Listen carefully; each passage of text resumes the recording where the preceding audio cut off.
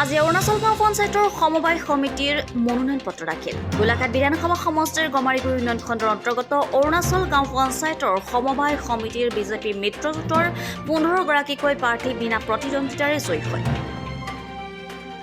আজি মনোনয়ন পত্ৰ দাখিলৰ দিনাই এককভাৱে 15গৰাকীকৈ সদস্য বিনা প্ৰতিদ্বন্দ্বিতাৰে জয় হোৱাত গোলাঘাট জিলা বিজেপিৰ সম্পাদক পোনা বৰাই সকলোকে অভিনন্দন জনায়। উক্ত মনোনয়ন পত্ৰ দাখিল অনুষ্ঠানত উপস্থিত থাকে সমাজকৰ্মী তথা বিজেপি দলৰ সক্ৰিয় কৰ্মী ধৰ্মেশ্বৰ বৰা তথা দলৰ কাৰ্যকৰ্তাসকল। লগতে জিলা বিজেপিৰ সম্পাদকগৰাকীয়ে এটা কথা স্পষ্টভাৱে সদস্যসকলক উদ্দেশ্যি কয় যে সমবায়খনৰ উন্নয়নৰ স্বাৰ্থত সকলোকে নিষ্ঠা আৰু সততাৰে সভাপতিক লগত লৈ কাম কৰি যাবলৈ আহ্বান জনায়। ইংৰাজী 4 তাৰিখে অৰুণাচল গাঁও পঞ্চায়তৰ সমবায় সমিতি নিৰ্বাচনৰ মনোনয়ন পত্ৰ দাখিল কৰাৰ দিন আছিল। গতিকে আজি এককভাৱে আমাৰ ভাৰতীয় জনতা পাৰ্টি মিত্ৰজোঁটৰ সৈতে মুঠ 15জন সদস্যই